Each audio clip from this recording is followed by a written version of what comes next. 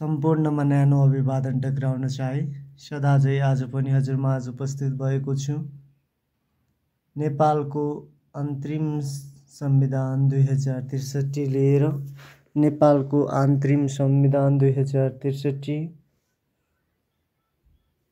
आज हामी विशेष रूपमा चर्चा गर्न गइरहेका छौँ। नेपालको अन्तरिम संविधान 2063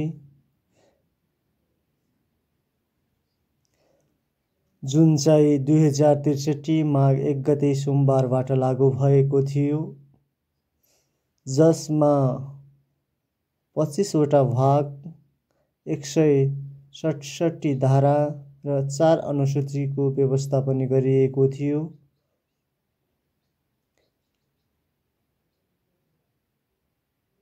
साथै यस संविधान मार्फत धर्मनिरपेक्ष र समावेशी नेपाल राज्य घोषणा गरिएको थियो। नेपालको अन्तरिम शासन नेपालको आन्तरिक संविधान 2063 मा धर्मनिरपेक्ष र समावेशी नेपाल राज्य घोषणा गरिएको थियो।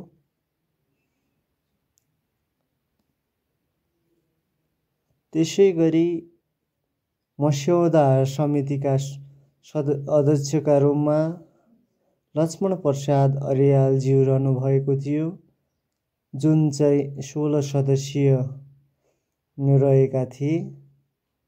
लक्ष्मण प्रसाद अर्याल संयोजक समितिको अध्यक्षको रूपमा रहनु भएको थियो, जसमा 16 वटा सदस्यहरू रहेका थिए।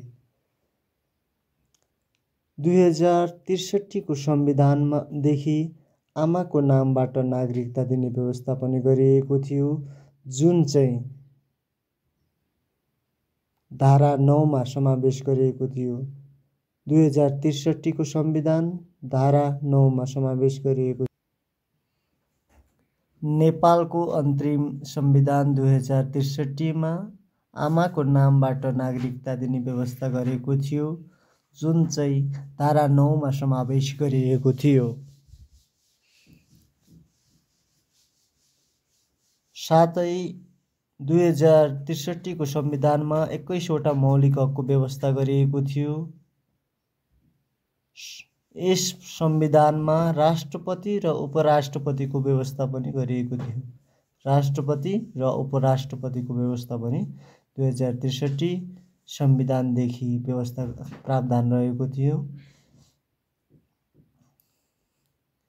यो चाहिँ एक सदनात्मक व्यवस्था थियो, एक सदनको मात्र व्यवस्था रहेको थियो। 2063 को संविधानमा धेरैचोटि संशोधन भएको संविधान पनि 2063 लाई जनाउँछ, जुन चाहिँ 12 चोटि संशोधन भएको थियो। Thank you so much all of you.